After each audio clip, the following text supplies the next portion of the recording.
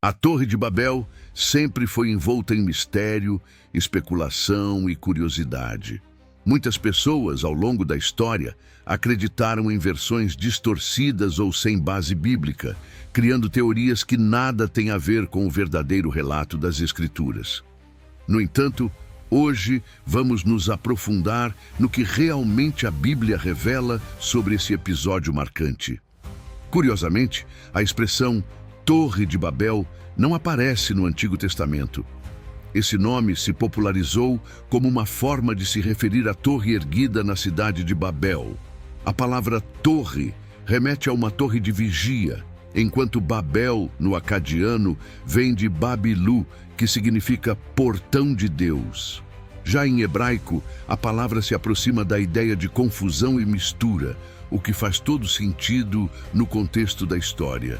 Assim, Babel se tornou sinônimo de um lugar marcado pela intervenção divina, onde as línguas se confundiram e nasceram as diferenças idiomáticas. Mas antes de falarmos sobre a torre em si, precisamos compreender a cidade onde tudo começou, Babel.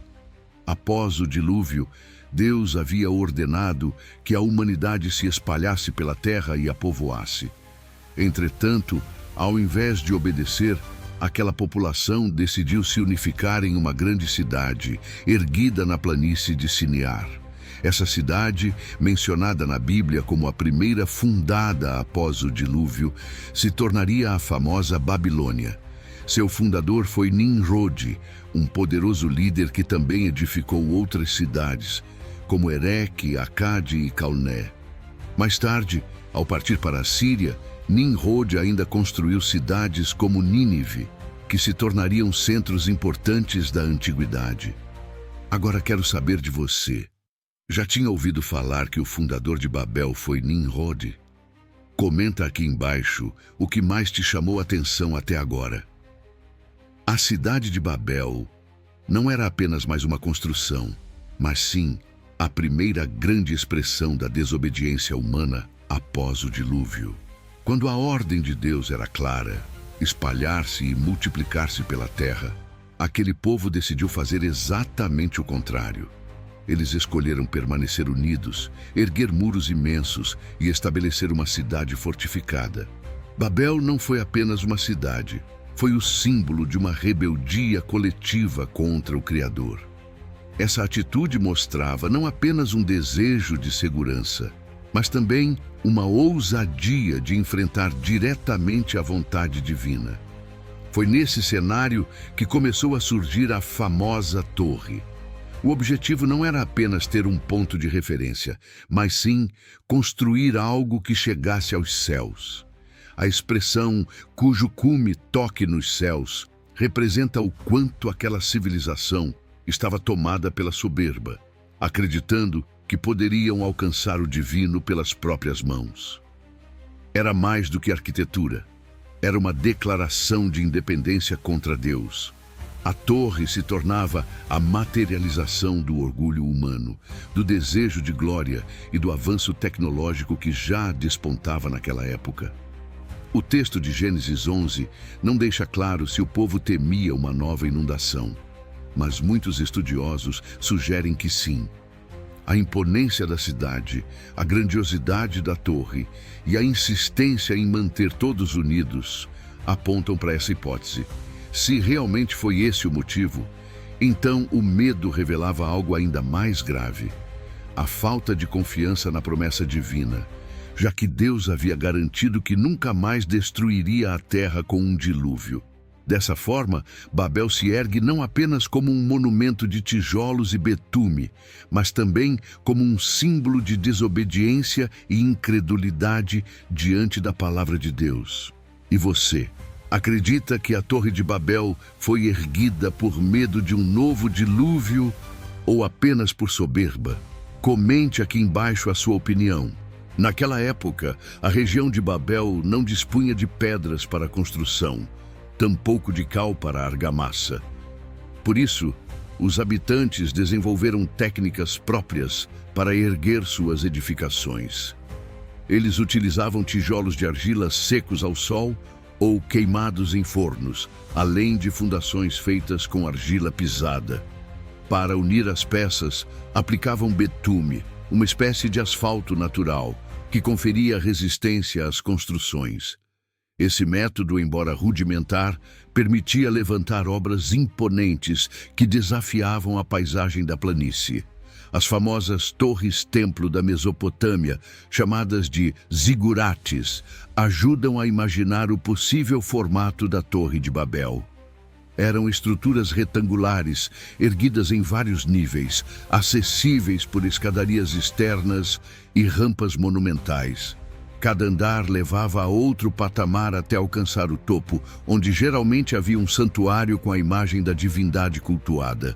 Alguns zigurates possuíam 3 níveis, mas existem registros de construções com até 7, revelando a ambição e a ousadia de seus construtores. No entanto, ainda hoje não sabemos quantos níveis a Torre de Babel tinha. Talvez fosse apenas uma imitação incompleta dessas torres, ou quem sabe uma versão ainda mais grandiosa.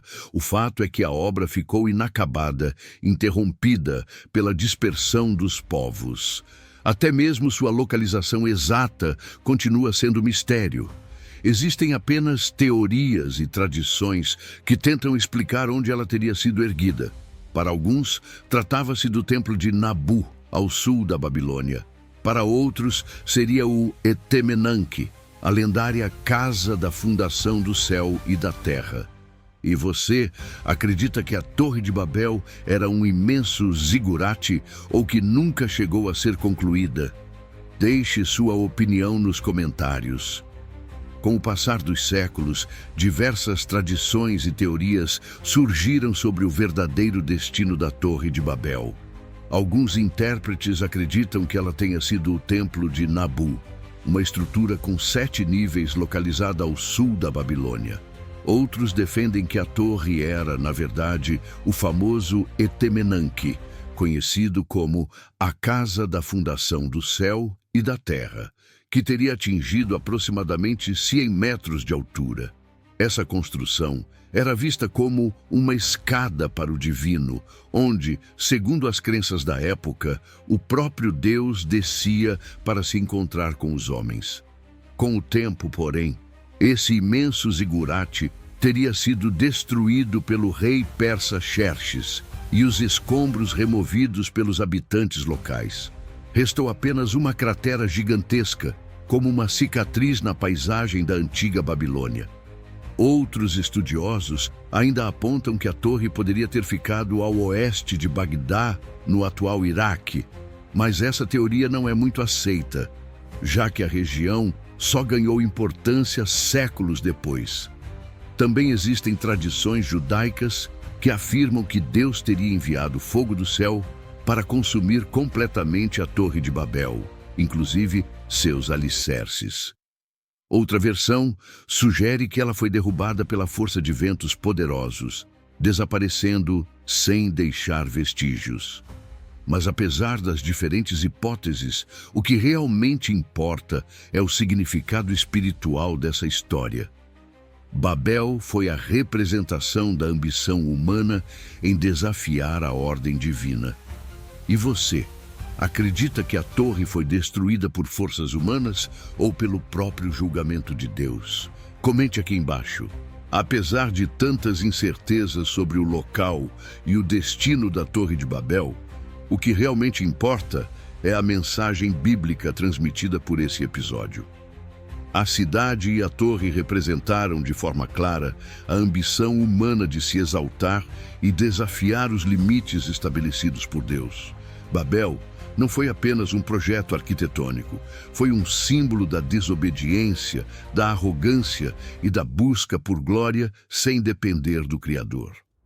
O livro de Gênesis, capítulo 11, descreve que Deus desceu para observar a cidade e a torre que os homens construíam. Esse detalhe é apresentado de forma antropomórfica, como se o próprio Senhor tivesse se aproximado da humanidade para avaliar o que estava acontecendo. E o que ele declarou é impactante. Eis que o povo é um, e todos têm a mesma língua, e isto é o que começam a fazer. E agora não haverá restrição para tudo o que intentarem fazer. Com isso, Deus trouxe o juízo, confundiu as línguas, gerou a dispersão dos povos e deu início à diversidade cultural e linguística da humanidade.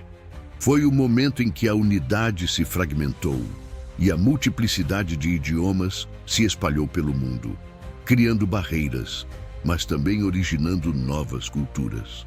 Babel se tornou o marco da limitação imposta por Deus para conter a ambição humana sem freios. E você, acredita que a confusão das línguas foi um evento global que afetou toda a humanidade ou apenas local? Comente abaixo sua visão. Há ainda uma discussão entre estudiosos. Teria a confusão das línguas acontecido em escala global ou apenas local? Alguns eruditos defendem que o evento foi restrito aos descendentes de Sem, ou seja, que apenas dentro da história semita teriam surgido os diferentes dialetos.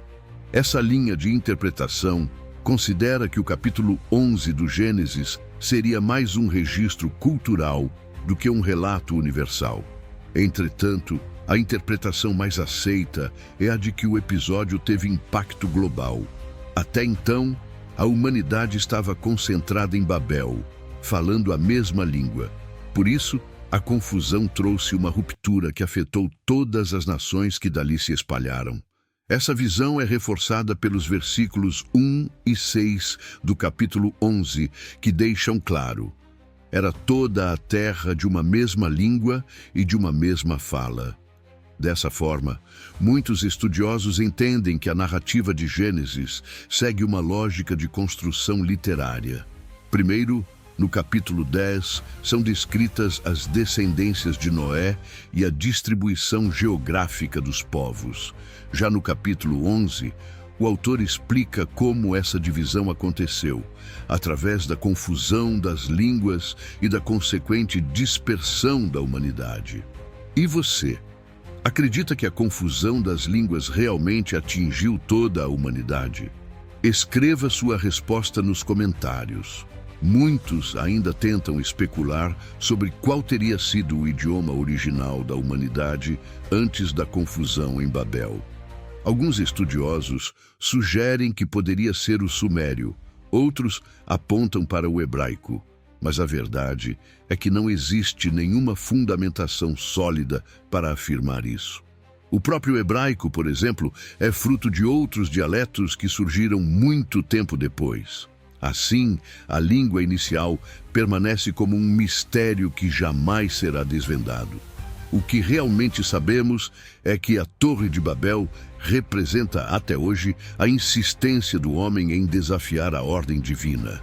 Aquele episódio bíblico não foi apenas uma história sobre tijolos e argamassa, mas uma lição sobre orgulho, desobediência e limites. A confusão das línguas não apenas dividiu a humanidade, mas também abriu caminho para a pluralidade de culturas, nações e tradições que conhecemos atualmente. Por fim, a mensagem central que ecoa dessa narrativa é clara. Quando o homem tenta se engrandecer sem Deus, sua obra se torna frágil, inacabada e fadada ao fracasso. A Torre de Babel é um lembrete eterno de que a verdadeira grandeza não vem da ambição humana, mas da obediência ao Criador. E você já tinha parado para pensar no significado espiritual da Torre de Babel? Deixe nos comentários sua reflexão. Embora a Torre de Babel seja um relato antigo, seu significado permanece extremamente atual.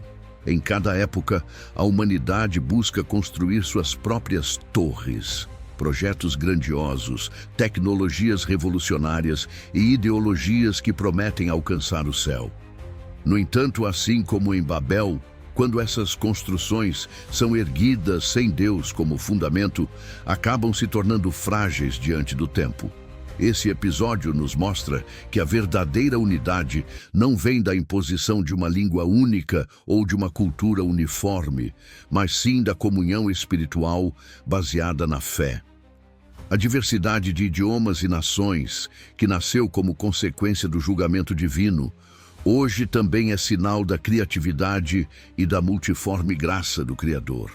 A Torre de Babel, portanto, não deve ser lembrada apenas como uma obra inacabada, mas como um alerta. Toda vez que o orgulho humano tenta ocupar o lugar de Deus, a queda é inevitável.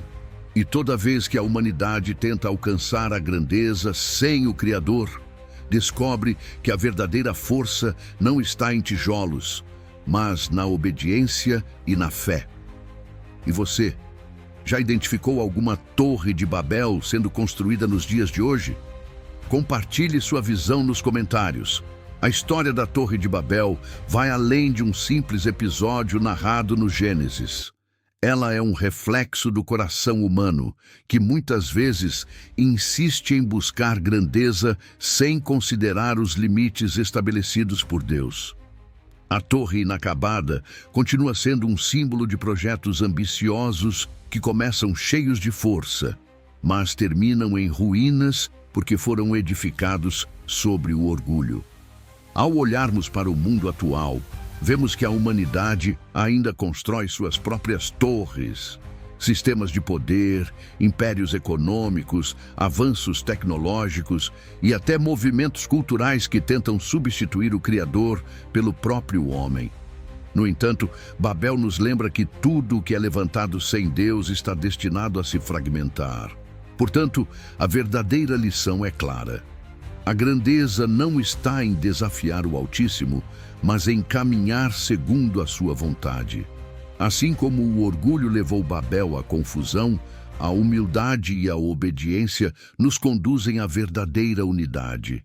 A diversidade de povos e línguas, que um dia foi consequência do julgamento, hoje pode ser vista como riqueza quando usada para glorificar o Criador.